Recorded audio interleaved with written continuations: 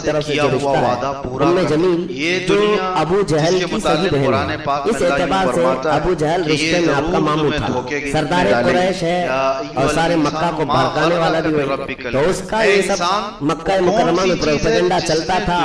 اسی دوران حضرت عمر ایک مرتبہ حرم میں تھے تو آپ کو اتنا بھڑکایا، کہا کہ اس محمد کا معاملہ بہت بڑھ گیا ہے، اب یہ مکہ سے نکل کر یہ باہر بھی ان کی دعوت پہنچنے لگ گئی ہے، معاملات بگڑتے جا رہے ہیں ہمارے خداؤں کے۔ تو حضرت عمر جوش میں آئے اور حضور صلی اللہ تعالیٰ علیہ وسلم کے متعلق یہ ارادہ لے کر کے نکلے کہ قتل کر کے آ جاؤں۔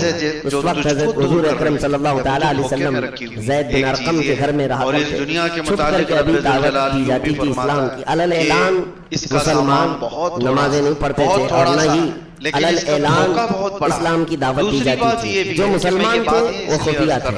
3 سال کا عرصہ اسی طرح سے گزرا ہے۔ تو حضرت عمر نے اپنا واقعہ اسلام لانے کا خود ہی بیان کیا ہے کہ میں تلوار اٹھائے نکلا تھا جوش میں کہ جاؤں اور اس محمد کا آج کام تمام کر دوں، ختم کر دوں، تاکہ ہمارے خداؤں کا جو دین ہے وہ ویسی برقرار رہے اور نیا دین مکہ میں آنے نہ پائے۔ وہ جب جا رہے تھے راستے میں بنو زہرہ ایک قبیلے کے شخص ہیں، وہ صحابی تھے، مومن تھے، انہوں نے دیکھا کہ عمر کہاں جا رہے ہیں، بہت غیظ و غضب میں ہے، روک کر کے پوچھا کہاں جا رہے ہو، کہا اس صحابی کا یعنی دین سے پھرے ہوئے آدمی کا میں قتل کرنے جا رہا ہوں، حضور کا اشارہ کیا۔ تو اس صحابی نے دیکھا کہ ان کا ارادہ بڑا سخت ہے اور حضور صلی اللہ تعالیٰ علیہ وسلم کے قتل کے لیے جا رہے ہیں، تو انہوں نے ان کا راستہ روکنے کے لیے کہا کہ کیا ہوگا تمہیں قتل کر کے، کیا ملے گا، اس طرح ان کو ٹالنے لگے۔ تو حضرت عمر اور غصے میں کہا لگتا ہے تم بھی بے دین ہو گئے ہو، تم بھی ہمارے آبا و اجداد کے دین سے پھر گئے ہو، میں تمہارے ساتھ بھی وہی کروں گا۔ وہ جو صحابی تھے انہوں نے کہا اس سے بھی تعجب کی بات میں نہیں بتاؤں تم کو، میں تو ہوا ہی ہوں، لیکن تمہارے گھر میں جا کر دیکھو تمہاری سگی بہن اور بہنوی بھی اسلام لا چکے۔ ان کو اتنا غصہ آیا،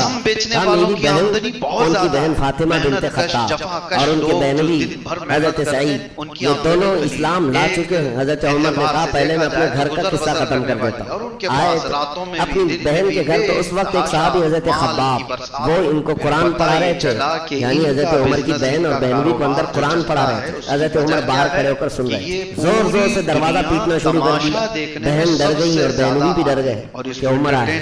تو حضرت خباب کو پردے میں اندر چھپا دیا اور دروازہ زور سے کھولا۔ اندر جاتے ہی حضرت عمر کا جوش یہ تھا، کہا کہ کیا ہو رہا ہے، تم لوگ دین اسلام لا کر ہمارے آبا و اجداد کا دین چھوڑ چکے ہو، آؤ دیکھا نہ تاؤ۔ مارنا شروع کیا، اپنے بہنوی کو اتنا مارا، وہ بیچ بچاؤ کے لیے بہن آئی تو ان کو بھی مارا، ناک پھٹ گئی، مار مار کر کے زخمی کر دیا بہن کو بھی اور بہنوی کو۔ خود کو ترس آیا بعد میں کہ میں اپنی سگی بہن کو مارا۔ اس کے بعد تھک کر کے بیٹھے، پھر اٹھایا دونوں کو، کہا میرے آنے سے پہلے دروازے پہ میں سن رہا تھا کوئی کلام یہاں پڑھ رہا تھا، کوئی کلام تم لوگ پڑھ رہے تھے، سن رہے تھے، وہ کلام کیا ہے سناؤ مجھے۔ ابھی حضرت عمر اتنا کہہ رہے تھے کہ حضرت خباب جو پردے میں چھپے تھے باہر آ، کہا میں سناتا ہوں۔ حضرت عمر نے کہا تم یہاں کیسے، کہا جو کلام تم سن رہے تھے وہ میں ہی پڑھ رہا تھا۔ پھر حضرت خباب نے قرآن کی آیتیں تلاوت کرنی شروع کی۔ قرآن کی آیتیں جب صحابہ پڑھتے تھے تو ایسا اثر ہوتا تھا کہ پتھر بھی ہل جائے۔ حضرت عمر سنتے گئے سنتے گئے سنتے گئے، اس کے بعد اٹھ جاتے ہیں اور کہتے ہیں میں اس محمد صلی اللہ علیہ وسلم سے ملاقات کر کے آؤں۔ ان کی بہن اور بہنوی دونوں تھوڑا سا ان کو خوشی اس بات کی حاصل ہوئی کہ عمر کا دماغ تبدیل ہوتا ہوا نظر آ رہا ہے۔ تب حضرت خباب جو وہاں تھے گھر کے اندر موجود تھے، انہوں نے کہا گھبرانے کی ضرورت نہیں ہے، عمر رسول اللہ کا قتل کرنے نہیں جا رہے، اس لیے کہ کل شام کو ہی میں نے رسول اللہ کو یہ دعا کرتے سنا تھا اے اللہ عمر بن خطاب کے ذریعے اسلام کو فوقیت عطا فرما، اسلام کو عزت عطا فرما، اللہم اعز الاسلام بعمر، اے اللہ اسلام کو عزت عطا کر عمر بن خطاب کے ذریعے سے۔ کہا میں نے کل رسول اللہ سے یہ دعا سنی، ہو سکتا ہے وہ دعا آج ہو گئی۔ تو عمر بن خطاب گئے، تلوار حمائل تھی، زید بن ارقم کے گھر میں چند صحابہ تھے، رسول پاک صلی اللہ علیہ وسلم تھے۔ جیسے ہی صحابہ نے آتے ہوئے دیکھا سب کھڑے ہو گئے، کہا عمر بن خطاب آ رہے ہیں ساتھ میں تلوار بھی ہے۔ امیر حمزہ رضی اللہ تعالیٰ عنہ جو ان کے سے 3 دن پہلے ایمان لائے ہوئے اور رسول اللہ کے چچا تھے اور حضور صلی اللہ تعالیٰ علیہ وسلم سے بہت ہی قرابت ایسی تھی کہ حضرت امیر حمزہ حضور صلی اللہ تعالیٰ علیہ وسلم کے ہم عمر تھے، ایک عمر کے تھے اور دونوں نے ایک ہی خاتون کا دودھ بھی پیا تھا، چچا تھے بھتیجے تھے لیکن عمر ایک تھی، دونوں نے حضور پاک صلی اللہ تعالیٰ علیہ وسلم کے دودھ۔ حضرت حمزہ بہت ہی سیریس تھے ان سب معاملات، کریم صلی اللہ علیہ وسلم نے روک لگائی. وہ کھڑے ہو گئے اور کہا عمر اگر اچھی نیت سے آ رہا ہے تو ٹھیک ہے استقبال ہے, اور اگر کوئی غلط نیت ہے تو حمزہ اس کی یہاں سے واپس جانے کے لیے کوئی راستہ چھوڑے گا نہیں. تو حضرت حمزہ کو کھڑے ہوتے دیکھ کر صحابہ نے خاموشی اختیار کی. عمر بن خطاب آئے, تلوار تو تھی, حجرے میں آتے ہی رسول پاک صلی اللہ تعالیٰ علیہ وسلم کے سامنے تلوار رکھ دی اور کہا آپ جس دین کی دعوت دینے کے لیے کلمہ پڑھاتے ہیں وہ کلمہ مجھے بھی عطا فرمائے. قرآن کی چند آیتیں ہی سنی تھی اور اس کے بعد پورا دل بدل گیا. نبی پاک صلی اللہ تعالیٰ علیہ وسلم نے جیسے ہی انہیں مشرف اسلام کیا, جو صحابہ وہاں موجود تھے, یہ پہلا نعرہ تھا جو مکہ میں بلند آواز سے لگا. صحابہ جوش میں نعرہ لگائے. عمر ابن خطاب کی ایمان لانے کی خوشی سب کو تھی. اب اس کے بعد سب سے پہلا کام جو ہوا وہ کہیں گلی میں کھڑے ہو کر کے بجائے کوئی سننے والا ہی, جو ان کی کوئی غریب آنے والا ہی, حضرت عمر حضور صلی اللہ تعالیٰ علیہ وسلم سے احکام اسلام سیکھتے رہے, دین اسلام کی خصوصیات حاصل کرنے کے بعد آپ نے سب سے پہلے یہ سوال کیا, اے اللہ کے رسول ہمارا دین سچا ہے, ہمارا دین سچا ہے. کہا بالکل سچا ہے. تو کہا پھر یہاں کمرے کے اندر کیوں حرم میں جا کر نماز پڑھیں, حرم میں خانہ کعبہ کے پاس جائیں. حضور صلی اللہ تعالیٰ علیہ وسلم نے ان کی بات کو رد نہیں فرمایا. 40 مرد تھے اس وقت. حضور نے فرمایا کہ نکلو, 2 صفیں لگی تھی مکہ مکرمہ کی گلیوں سے یہ گزرتے جا رہے تھے. ایک صف کے آگے حضرت عمر تھے, دوسری صف کے آگے امیر حمزہ, اور ان کے سامنے کوئی بہادر کھڑا ہونے کو تیار نہیں تھا. تو حضرت عمر کے ایمان لانے کے بعد سب سے پہلے سارے صحابہ مومنین راستوں پر چلتے ہوئے حرم پاک میں داخل ہوئے اور علل اعلان وہاں پر نماز یا عبادت کی. اور پہلا خطبہ حرم میں جنہوں نے دیا وہ حضرت ابوبکر صدیق. اس کے بعد نبی پاک صلی اللہ تعالیٰ علیہ وسلم نے عمر بن خطاب کو اسی دن ایک لقب عطا کیا, تم فاروق ہو. فاروق کا مطلب ہے فرق پیدا کرنے والا کفر اور اسلام کے درمیان. اس دن آپ نے ایسا واضح فرق بتا دیا مومنین کون ہوتے ہیں. سیدنا عمر بن خطاب رضی اللہ تعالیٰ عنہ کے اسلام لانے کے بعد آپ اگرچہ بڑے پہلوان تھے, سارے تھے, لیکن پھر بھی مشقتیں برداشت کی, کیونکہ عرب سب ایک طرف ہو جاتے تھے, خاندان کے خاندان, قبیلوں کے قبیلے دشمنی پر اتر آتے تھے. اور اس کے بعد جب رسول کریم صلی اللہ تعالیٰ علیہ وسلم کی ہجرت کا وقت آیا تو حضور صلی اللہ تعالیٰ علیہ وسلم سے پہلے ہی حضرت عمر نے ہجرت کی. حضور صلی اللہ تعالیٰ علیہ وسلم ابھی مدینے گئے نہیں تھے, اس سے پہلے حضرت عبداللہ بن مسعود کہتے ہیں کہ ہم نے مکہ سے جتنے صحابہ ہجرت کی سب کی ہجرت پتہ ہے, لیکن عمر بن خطاب نے جیسی ہجرت کی ہے ویسی کسی نے نہیں. اس میں کیا ہے, سب رات کے وقت یا پھر الگ انداز سے خفیہ راستوں سے ہجرت کر کے جاتے, کیونکہ مکہ والے پکڑتے تو مارتے بھی تھے, مال لوٹتے بھی تھے. لیکن عمر بن خطاب کو جس دن ہجرت کرنی تھی سواری لیا, سامان لیا اور سیدھے حرم میں آئے اور خانہ کعبہ کا 7 مرتبہ طواف کیا. وہاں قریش کے بڑے بڑے سردار بیٹھے ہوئے تھے, سب کو پکار کر کے کہا عمر بن خطاب آج سے مکہ چھوڑ کر ہجرت کر کے مدینہ جا رہا ہے, تم میں سے کسی کی ماں نے دودھ پلایا ہے تو عمر کا مقابلہ کرو. سارے سرداران قریش دیکھتے رہے. حضرت عمر طواف کر کے شاہانہ انداز میں ہجرت کر کے چلے گئے, کوئی آپ کو چھو نہ سکا. سیدنا عمر فاروق رضی اللہ تعالیٰ ایک مرتبہ ابو جہل کو دروازے کے پیچھے حضور صلی اللہ تعالیٰ علیہ وسلم قرآن سنا رہے تھے, صحابہ کو کھڑکی میں کان لگا کر کے سنتے ہوئے دیکھا. حضرت عمر نے دیکھ لیا, پیچھے سے آ کر کے اس کو پکڑا, کہا مامو جان کیا سن رہے ہو؟ اس نے کہا اچانک سٹپٹا گیا, قرآن سن رہا تھا جبکہ کٹر دشمن ہے اور ادھر سے قرآن بھی سن رہا ہے. پوچھا کیا سن رہے ہو؟ کہا وہی جو محمد صلی اللہ علیہ وسلم پر اترا ہے. کہا کہ اچھا لگ رہا ہے. کہا عمر کسی کو بتانا مت, اللہ کی قسم اس سے بہتر کلام میں نے سنا ہی نہیں. ابو جہل کہتا ہے اس سے بہتر کلام میں نے سنا ہی نہیں. پھر آپ نے کہا ایمان لے آ جاؤ, آ جاؤ. پھر اسلام نے کہا نہیں, ناک کی بات ہے, ناک کا مسئلہ ہے. میں اگر اسلام لے آیا تو پرانی دشمنی کا کیا ہوگا اور ہمارے قبیلے اور ہمارے خاندان کے لوگ کیا سمجھیں گے, یہ کیا سمجھیں گے والا مسئلہ کئی لوگوں کو لے کر ڈبو دیتا ہے. بہت سارے اسی گمراہی میں مر جاتے ہیں. اسی لیے میرے عزیزو, حق کی تلاش میں یہ مت دیکھنا کہ قوم کیا کہتی ہے, عوام کیا کہتی. سیدنا عمر ابن خطاب رضی اللہ تعالیٰ نے ہجرت کر کے مدینہ طیبہ تشریف لے گئے. آپ کی خصوصیات بہت ہیں, آپ کے فضائل و مناقب بھی بہت ہیں. چونکہ تاریخ اسلام ہم لے کر کے چل رہے ہیں شروع سے, اور کربلا تک کی تاریخ آپ کو سنانی ہے انشاءاللہ. تو یہ ہمارا سفر چل رہا ہے تو اب دور فاروقی میں آ گیا ہے. ظاہر سی بات ہے تاریخ اسلام میں اگر حضرت عمر کا نام نہ آئے تو تاریخ مکمل بھی نہیں ہو سکتی. بلکہ میں یہ کہتا ہوں کہ ایسی بنیادیں ہیں تاریخ اسلام کی لفظ تاریخ بھی اگر میں آپ کو کہوں لفظ تاریخ یہ بھی حضرت عمر فاروق رضی اللہ تعالیٰ عنہ کی قائم کی ہوئی ہے جو آج ہم ہجری تاریخ لے کر کے چل رہے ہیں محرم کی یہ تاریخیں چل رہی ہیں اور اب سال کون سا چل رہا ہے 1445 مسلمانوں کو یہ بھی یاد ہونا چاہیے یہ جو ہجری سال ہے یہ حضرت عمر فاروق رضی اللہ تعالیٰ عنہ کا قائم کیا ہوا ظاہر سی بات ہے جس نے تاریخ کی بنیاد رکھی تو جب تاریخ بیان ہو تو اس کا بیان تو ہوگا ہی لیکن سیدنا عمر بن خطاب رضی اللہ تعالیٰ عنہ کے فضائل و مناقب بیان سے بہت زیادہ ہیں بہت زیادہ ہے بس ان کی فضیلت میں اتنی بات کافی ہے کہ میرے آقا صلی اللہ تعالیٰ علیہ وسلم نے فرمایا کل جیسے میں نے ایک حدیث بتائی حضرت ابوبکر صدیق کی فضیلت میں اتنا کافی ہے کہ رسول اللہ صلی اللہ علیہ وسلم نے فرمایا جتنے لوگوں نے میرے ساتھ احسان کیا میں نے سب کے احسان کا بدلہ چکا دیا سوائے ابوبکر کے یہ ان کی فضیلت میں کافی ہے اللہ کے نبی نے فرمایا عمر بن خطاب رضی اللہ تعالیٰ عنہ کی فضیلت میں اتنی بات کافی ہے کہ میرے آقا نے فرمایا اگر میرے بعد کوئی نبی ہوتا تو وہ عمر ہوتا لیکن میں خاتم النبیین ہوں میرے بعد کوئی نبی نہیں ہوگا اتنی فضیلت کافی ہے بلکہ حضرت کعب احبار رضی اللہ تعالیٰ عنہ فرماتے ہیں کہ حضرت عمر کی پوری زندگی دیکھو تو بنی اسرائیل میں ایک بادشاہ تھا اس بادشاہ سے ملتی جلتی ساری اسی طرح سے اور آپ کے اوصاف حمیدہ آپ کے خصائل آپ کے مناقب آپ کی فضیلتیں بے حیائی دیکھنا چاہتے ہو اس لیے دنیا کا بزنس بڑا ہوا قرآن کتابوں میں بھی حضرت عمر فاروق رضی اللہ تعالیٰ عنہ کے متعلق بشارتیں آئی ہیں یہ جو صحابہ ایمان لائے یہودیت سے یا عیسائیت سے انہوں نے کہا ہے کہ ہم نے مقدس کتابوں میں یہ تذکرہ سنا ہے اس اعتبار سے حضرت عمر کا تذکرہ تھا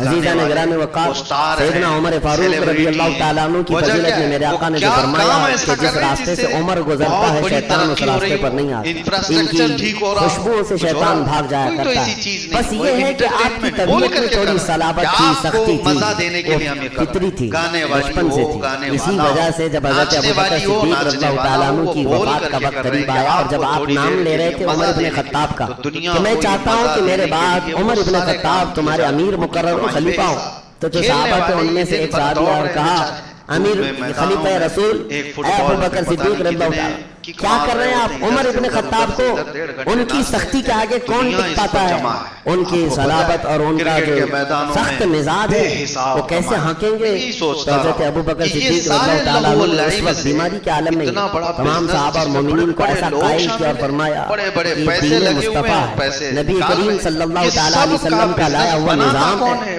اس نظام کے لیے صلابت اور سختی کی بہت ضرورت ہے دین اسلام کی سرحدیں بڑھتی جا رہی ہیں صحابہ نے پھر محسوس کیا جب ہمیں ایسا امیر بھی چاہیے جو اتنا سخت ہو اتنا سخت اور سختی کس بات میں صرف شریعت مصطفیٰ ہے باقی اپنی ذات کے لیے اپنے نفس کے لیے تو صحابہ نے بل اتفاق آپ کا امیر مقرر کر لیا تھا حالت تو یہ تھی کہ حضرت عمر فاروق کندھے پر کوڑا لے کر کے بازار میں گھومتے تھے جب مدینے کے بازاروں میں جاتے تھے کوڑا ان کا کندھے پر ہی رہتا تھا جہاں جس کو کچھ گناہ کرتے ہوئے پاتے وہی کوڑے لگتے شریعت مصطفیٰ میں کوڑے کی ضرورت پڑتی ہے بعض لوگ یہ کہتے ہیں ہر چیز پیسفلی ہونی چاہیے امن کے ساتھ ہونی چاہیے اگر سارے انسانوں کے طبیعت میں امن ہی ہوتا تو پولیس کی بھی ضرورت نہیں ہوتی لیکن ایسا حقیقت میں ہے نہیں دنیا کی ہر کنٹری دنیا کا ہر نظام پولیس کا شعبہ رکھتا ہے ایک ڈپارٹمنٹ رکھا جاتا ہے کیوں کرائم پر کنٹرول کے لیے اور ان کو سختی کرنے کا حکم بھی دیا جاتا ہے کیونکہ انسانوں کی طبیعت میں ہے فطرت میں ہے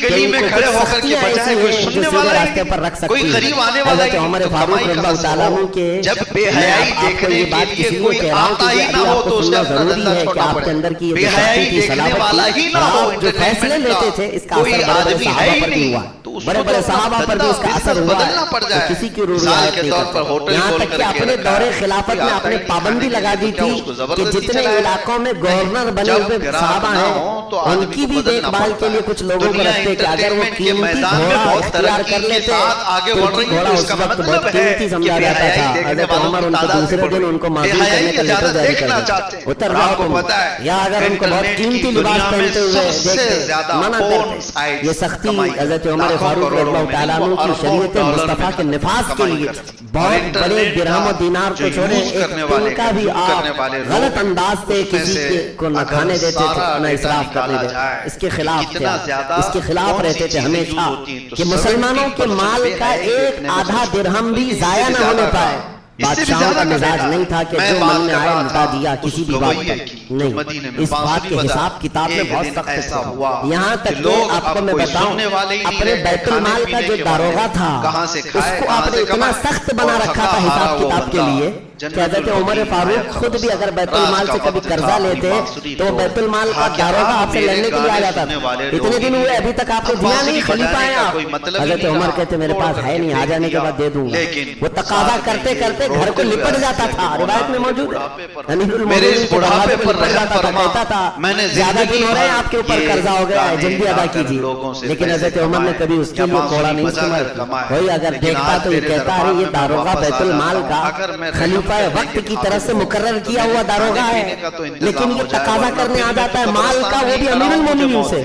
मैं कब्रिस्तान में खड़ा हूं ताकि फिर किसी और के ऊपर बोझ ना बने, चाहे देश और यहीं से मैं चला जाऊं, खत्म हो जाऊं। अगर पूछेगा तो उसकी तो सदस्यता खत्म हो जाएगी, हाँ उसकी रुकनीयत भी खत्म हो जाएगी। पूछने की हिम्मत यहाँ नहीं है, कर भी नहीं सकते, चाहे तुम पूरी झोली भर करके यहाँ से पार्सल करो।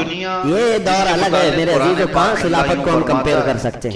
यहाँ माल लूटने वाले चोर डाकू बैठे और लूट करके खूब ले जाए, स्विस बैंक में दाखिल करें, लेकिन उनको से कोई दूसरा सवाल नहीं कर सकता, पूछ नहीं सकता।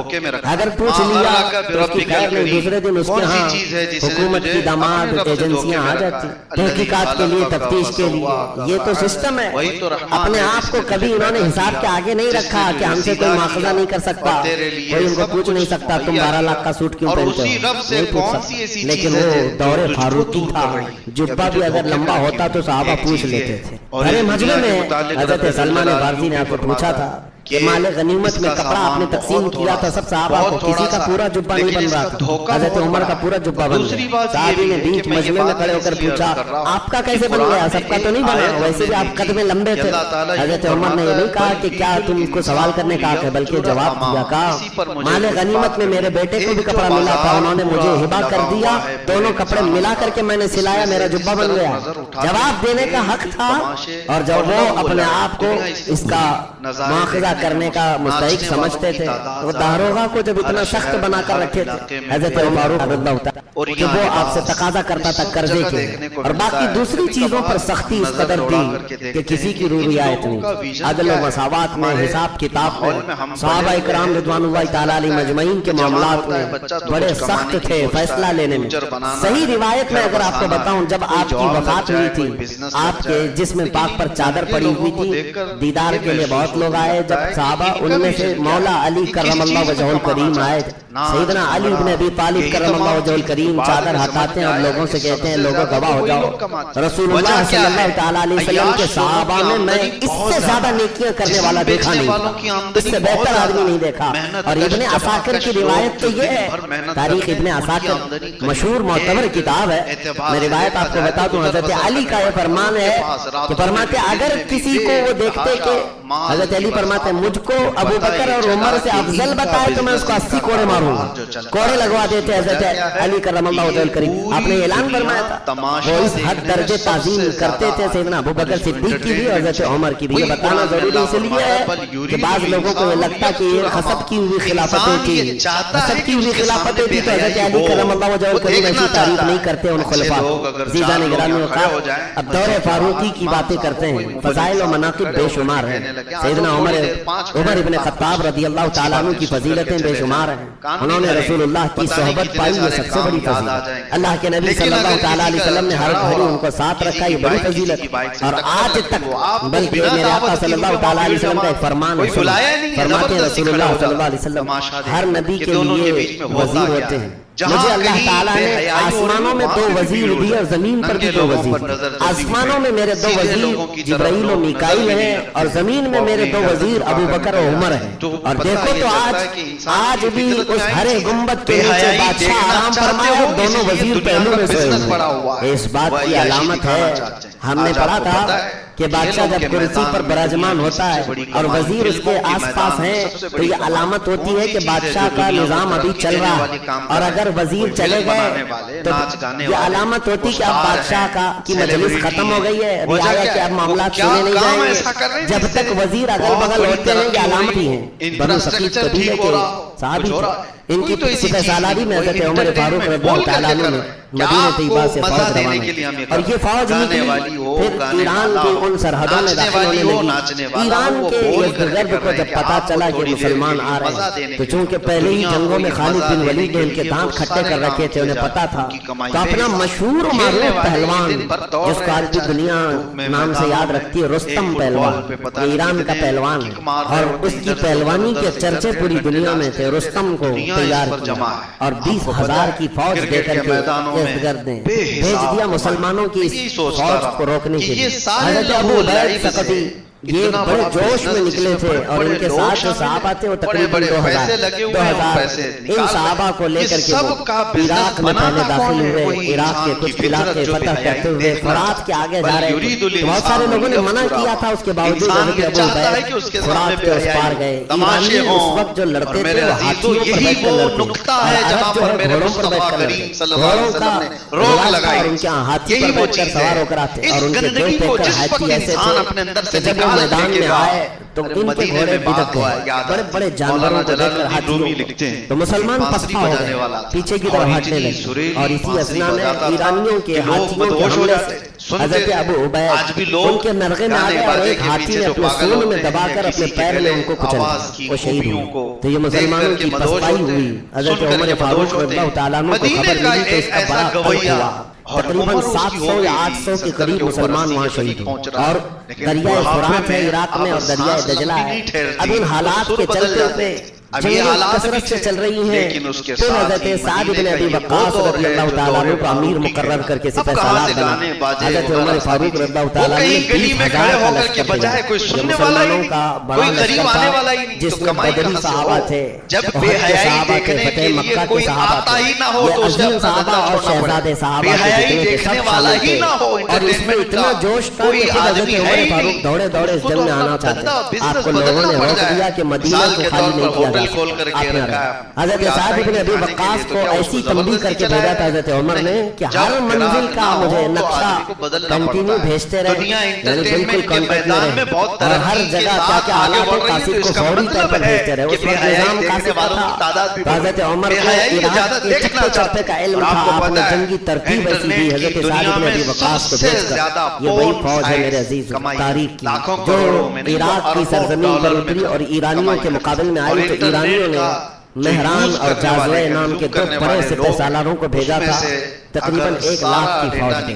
और ये है जंगे कादसिया जो मशहूर है। जंगों में जंगे कादसिया का नाम अगर आप सर्च करें तो आपको पता चल जाएगा। एक बहुत ही अजीम जंग लड़ी गई, आसान नहीं थी। 20,000 साहब और उसके बाद उनकी 1 लाख की नहीं बल्कि 2 लाख की फौज हो गई और उनमें हाथी, बड़े बड़े किस्म के पहलवान सब जमा। कादसिया का मैदान हज़रत साद इब्न अबी वक्कास की सिपह सालारी में लड़ा जाना था। पहला ही दिन ऐसा था कि कसरत से मुसलमान शहीद हुए, लेकिन पीछे नहीं है जंग कादसिया। और ये जंग ऐसी थी जहाँ सहाबा अपना जिगर निकाल कर रख चुके थे। कई ऐसे सहाबा हैं जिनकी कुर्बानियों को जिक्र करने के लिए तवील वक्त की दरकार है। तवील वक्त जंग कादसिया में ये पहले जमाने जाहिलियत की शायरा थी, शेरो शायरी करती और इनकी शेरो शायरी ऐसी मशहूर थी जब कोई मरता था अरब में तो उस पर मरसिया बोला जाता। मरसिया मातम करने के लिए, रुलाने के लिए शेर बोलते थे। तो ये खंसा इस बात में मशहूर थी जब इनके भाई का इंतकाल हुआ था और एक बार बाप का इंतकाल हुआ तो अपने भाई और बाप के इंतकाल के वक्त जो उन्होंने मरसिये पढ़े थे अरब लोग 2 साल तक सुनकर रोते थे। उन्होंने 2 साल तक रुलाया है, नए नए शेर बोल बोल करके लोगों को रुलाया, जैसे आज मातम की मजलिसों में रुलाया जाता। तो उस वक्त मातम का रिवाज था, नोहा करती थी औरतें और अरब की जाहिलियत में मरने पर इस तरह के मरसिये पढ़े जाते थे। ये वो खंसा है जो जमाने जाहिलियत की मशहूर शायरा। अल्लाह अकबर। दीन इस्लाम जब किसी के सीने में दाखिल होता है तो तब्दीली कैसे आती है। ये वही खंसा है जंगे कादसिया के लिए जब मदीने में सहाबा जमा हो रहे थे, ये खातून दौड़ी दौड़ी हज़रत उमर के पास आई और कहा मेरे 4 बेटे, मैं चारों को भेजना था। 4 लड़के। लोगों ने तो ये देखा हज़रत खंसा साहबियां ईमान ला चुकी हैं, 4 जवान बेटों का हाथ पकड़ करके जंग में ले आई थी। अब مرثیے کے شعر نہیں پڑھتی تھی، غم کے اشعار نہیں پڑھتی تھی، بلکہ جب مجاہدین میدان میں اترتے تھے ان کو جوش دلانے کے ایسے اشعار پڑھتی کہ کوئی پیچھے مڑنا بھی پسند نہیں کرتا۔ عورت بول رہی ہے، عورت کے شعر و شاعری میں تو اپنے بیٹوں کو اپنے اشعار سے ایسا مضبوط کر کے میدان میں اتاری تھی۔ کہاں ہے وہ مائیں آج بچوں کے لیے خوفزدہ ہوتی ہیں؟ کہاں وہ ماں ہے جو 4 جوان بیٹوں کو میدان میں اتار کر پھر پیچھے کھڑی ہو کر شعر و شاعری بھی کر رہی ہے صرف اس بات پر کہ تم دنیا کی اس عظیم قوم سے وابستہ ہو جس کا امیر محمد رسول اللہ ہے، جس کے رسول محمد رسول اللہ ہے۔ وہ اشعار میں ایسی باتیں کہتی ہیں۔ اتفاق ایسا ہے کہ اس جنگ قادسیہ میں حضرت خنسا کے 4 بیٹے شہید ہوئے، 4 بیٹے ایک ساتھ انتقال کیے۔ تو عرب میں یہ بات پھیل گئی کہ خنسا اب کیسے مرثیہ پڑے گی؟ بھائی کی موت پر تو 2 سال رلایا، باپ کی موت پر تو 2 سال رلایا، 4 بیٹے مر گئے، اب کیا پڑے گی اور کتنا رلائے گی؟ لوگوں نے آ کر کہا اب کون سے مرثیہ پڑھو گی؟ حضرت خنسا نے کہا 4 بیٹوں کی موت پر اب میں یہ پڑھوں گی انا للہ و انا الیہ راجعون۔ بس ہم اللہ کے لیے ہیں اور اللہ ہی کی طرف لوٹنے والے۔ اسلام پورا دل بدل دیتا، زمانے جاہلیت کے سارے کام بدل جاتے ہیں۔ یہ آج کیسی بات ہے کہ اسلام میں پیدا ہوئے، اسلام میں بڑے ہو، لیکن جاہلیت کے افعال اور کردار آج بھی تمہارے اندر پائے جاتے ہیں، کچھ ہندوؤں کے، کچھ کرسچنوں کے، کچھ پتہ نہیں کہاں کہاں کے۔ تمہارے گھروں میں یہ سب رسومات گھر کرنے لگ گئے۔ وہ ایسے تھے کہ دین میں آنے کے بعد پرانی ساری چیزیں ایسے نکال دیتے تھے، تبدیلی آتی تھی۔ جنگ قادسیہ ہے، جنگ قادسیہ میں سعد بن ابی وقاص نے بڑی جوان مردی کے ساتھ سپہ سالاری کا حق ادا کیا اور اس میں بہت سارے صحابہ شہید ہوئے۔ یہ 3 دن تک چلی جنگ اور اس کے بعد حضرت اسماء کی یہاں پر وہ کارکردگی بیان کے قابل ہے۔ حضرت اسماء یہ صدیق اکبر کی بیٹی، انہوں نے دیکھا یہاں پر حضرت اسماء رضی اللہ تعالیٰ عنہ کی یہ کارکردگی بیان کی جاتی ہے، وہ جنگ قادسیہ میں ہو کہ جنگ یرموک میں ہو، لیکن بہرحال میں بیچ میں یہ صحابہ کے ساتھ ان صحابیات کی کارکردگی بتاتا ہوں کہ وہ سب عورتوں کے خیموں میں آئیں اور کہا اے عورتوں جمع ہو جاؤ، کیا چاہتی ہو؟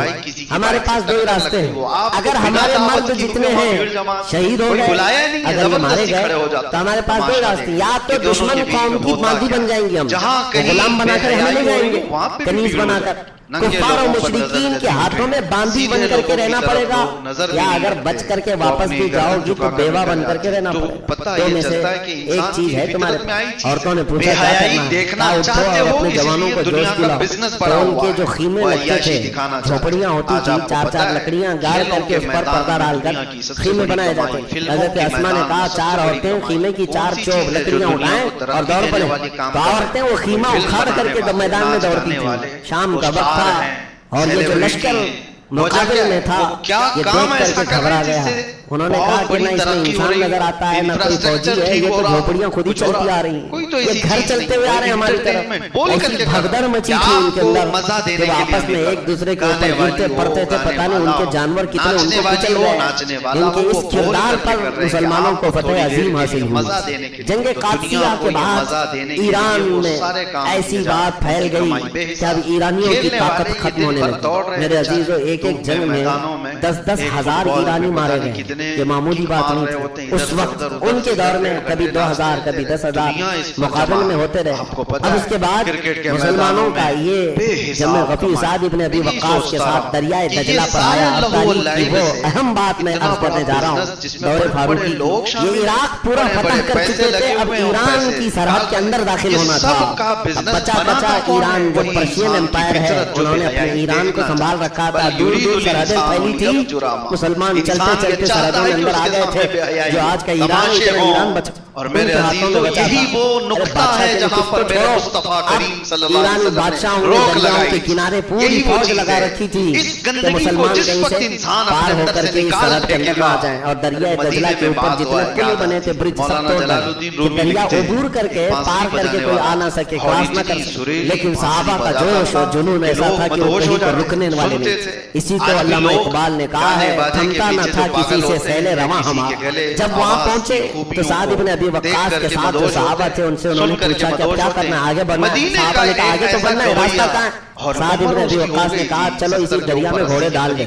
دریا وہ چھوٹے پانی کا نہیں ہے, اندر جانے کے لیے 10 منٹ کی گہرائی ہے. اندر اگر ڈوبنا بھی چاہے 10 منٹ تک جاتا رہے. دنیا کی گہری ندیوں میں سے دریائے دجلہ, اور چوڑائی بھی کافی ہے, اور اس میں گھوڑے ڈالنے کی بات کریں. کسی ایک صحابی نے بھی یہ کہا کیسے ڈالیں؟ نہیں, کوئی قریب آنے والا ہی اطاعت میرے آقا سے انہوں نے ایسی سیکھی کہ آنکھ بند کر کے سبوں نے گھوڑے ڈالے. سعد ابن ابی وقاص نے پہلا گھوڑا اس ندی کے اوپر ڈالا, گھوڑا ندی پر دوڑتا ہوا ایسا گیا تھا, ایسا کہ گھوڑا پانی اچھالتا رہا لیکن گھوڑے کے پاؤں اندر ندی کے اندر نہیں پھنستے تھے. جب صحابہ نے دیکھا سپہ سالار کا گھوڑا پانی کو عبور کرتا ہوا جا رہا ہے, سبوں نے گھوڑے ڈال دیے, اور دریا پر چلتے ہوئے یہ پہلی جماعت ہے, دریا پر دوڑتا ہوا یہ پہلا لشکر ہے. اور ایرانی فوج جو وہاں کھڑی تھی انہوں نے جو جملے کہے تھے, تاریخ طبری میں آج بھی موجود ہے, فارسی میں انہوں نے کہا تھا دیوا آمدند, دیوا آمدند, دو لوگ آ گئے ہیں, جنات آ گئے ہیں ہماری سرحد میں. بھلا آج تک کوئی انسان پانی پر چلتا ہوا نظر آیا؟ لیکن ان ظالموں کو یہ پتہ نہیں تھا یہ محمد عربی کے غلام ہے. مولا اگر چاہے تو دریا بھی ان کے لیے راستے بنا دے. اسی کو اقبال نے کہا تھا دشت تو دشت ہے, دریا بھی نہ چھوڑے ہم نے, بحر ظلمات میں دوڑا دیے گھوڑے ہم نے. ایران کی سرحدوں میں داخل ہو گئے, اب جو ایرانی فوج منتشر ہو گئی, خوف کے مارے تتر بتر ہو گئی.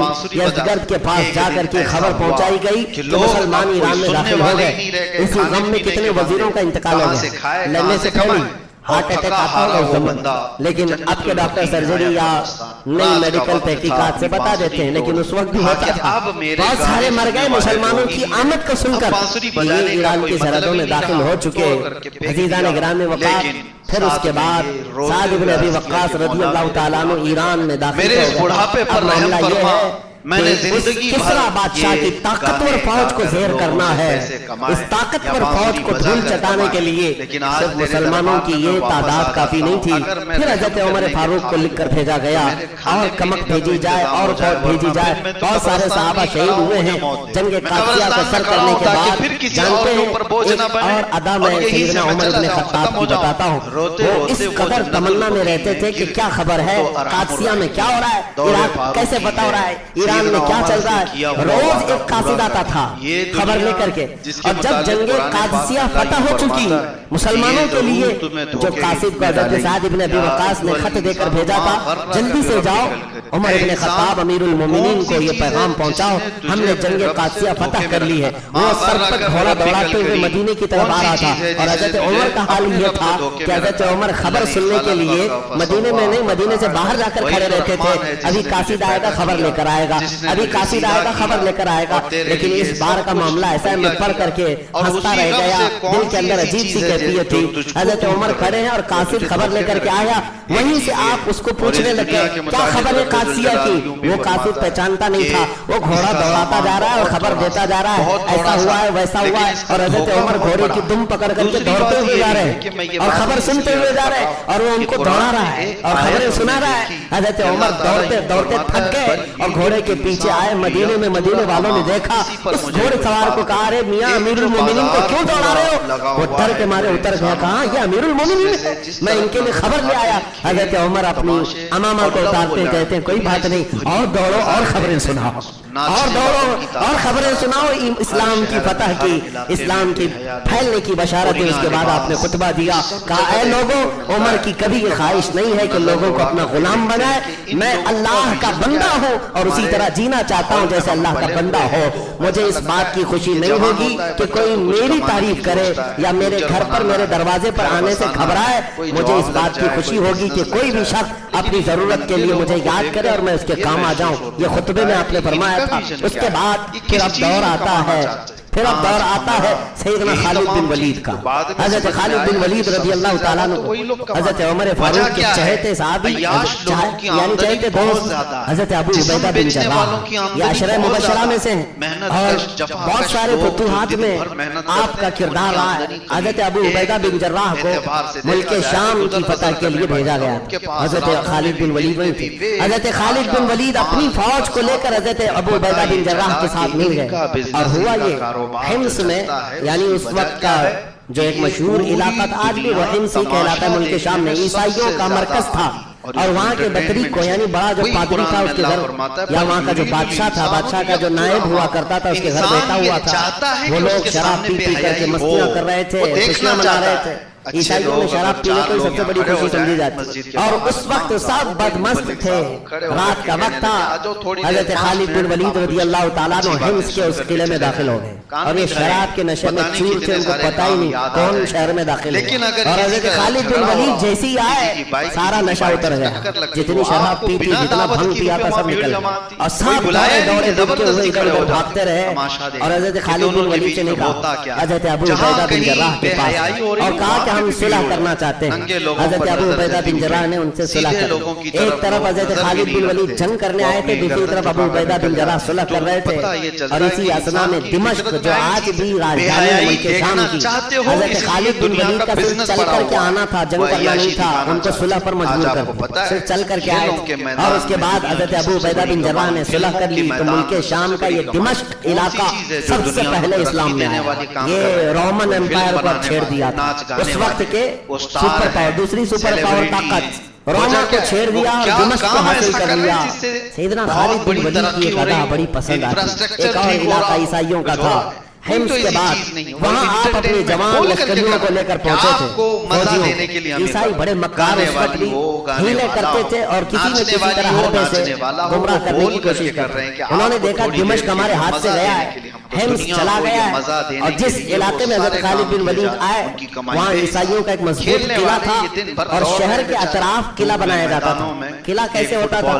پوری دیواریں بنا دی جاتی تھی شہر کے اطراف، بڑی بڑی دیواریں، اور ان دیواروں کے اندر پورا شہر آباد ہوتا تھا۔ کبھی آپ اجمیر شریف جاتے ہیں تو بڑے بڑے دروازے دیکھتے ہوں جو اس زمانے کے سرحدیں ہوا کرتی تھی شہر کی، اور کوئی بھی داخل ہوتا تو اس دروازے کے اندر سے ہی جانا ہوتا۔ اس طرح قلعے کے اندر بند ہو جاتے تھے، جنگیں اسی طرح لڑی جاتی تھی، تو ان عیسائیوں نے سارے دروازے بند کر دیے اور قلعے کے اندر بیٹھ گئے، کیونکہ ان کو پتہ چل گیا خالد بن ولید اپنا لشکر لے کر آیا، لڑنا تو تھا نہیں۔ یہ محاصرہ 40 دن تک چلا، یعنی حضرت خالد بن ولید پیچھے ہٹنے والے نہیں، پورے فوج کو لے کر کے انہوں نے بھی پڑاؤ ڈال لیا کہ ہم بھی یہی رہیں گے، تم جب تک باہر نہیں آؤ تو ہم بھی باہر بیٹھے رہیں گے۔ اب یہ چاروں طرف سے جو مسلمان بیٹھے ہوئے تھے اتنے دنوں تک، عیسائیوں کا جو پادری اندر تھا اس نے مشورہ کیا کہ ان کے ساتھ جنگ نہیں لڑ سکیں گے، لڑنا مشکل ہے، ان کو میں ایک دوسرے طریقے سے زیر کر سکتا ہوں۔ کیا خالد بن ولید کی فوج میں جوان لشکری زیادہ ہیں، اور ہر جوان مال و دولت اور عورت کی طرف جلدی جاتا ہے، تو اس پادری نے یہ کیا کہ میں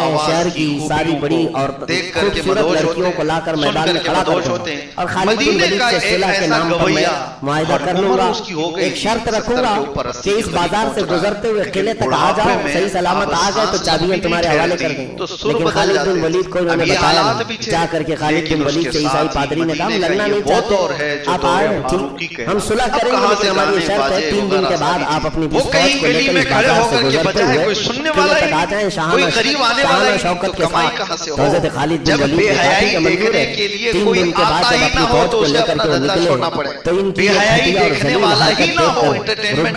ان عیسائیوں نے کیا کیا تو پورے بازار میں ننگی لڑکیاں کھڑی تھیں، آدھے لباس برہنہ لباس میں، اور دولت سے مزر کے جمبار بچھا دیے سڑکوں پر۔ ظاہر سی بات ہے یہ نوجوان لشکریوں کو لوٹنے کے لیے، آج بھی فوج میں بہت برائیاں رہتی ہیں، مہینوں سے فوج دور رہتی ہے گھروں سے، تو ان کے اندر نفسانی خواہشات آ جاتی ہیں، یہ سوچ کر کے کبھی بھی فوج کو توڑنے کے لیے اس طرح کی حرکتیں ہمیشہ کی جاتی رہی، عیسائیوں کی طرف سے ہوتی رہی، ان کو نفسانی خواہشات میں مغلوب کیا جا سکتا ہے۔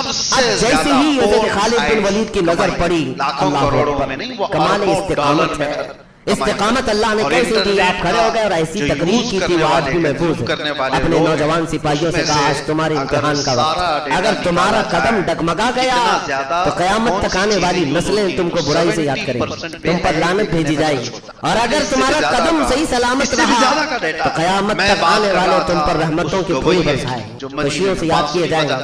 وہ جوانوں نے پوچھا ہمیں کیا کرنا ہے؟ خالد بن ولید نے کہا بس سنت مصطفیٰ پر عمل کر۔ میں نے رسول اللہ کو دیکھا ہے کہ جب میرے آقا مدینے کے بازار میں گزرتے تھے تو آنکھیں نیچی کر چلتے تھے، حضور کی نگاہیں نیچی ہوتی، بس تم اس سنت پر عمل کر کے جاؤ اے نوجوانوں۔ اسی لیے میرے آقا نے فرمایا النظرۃ سہم من سہام الشیطان، نظر جو ہے شیطان کے تیروں میں سے ایک تیر ہے، سب سے پہلے تمہاری نظر دھوکہ کھاتی، تم اجنبی عورتوں کے اوپر نظر ڈالتے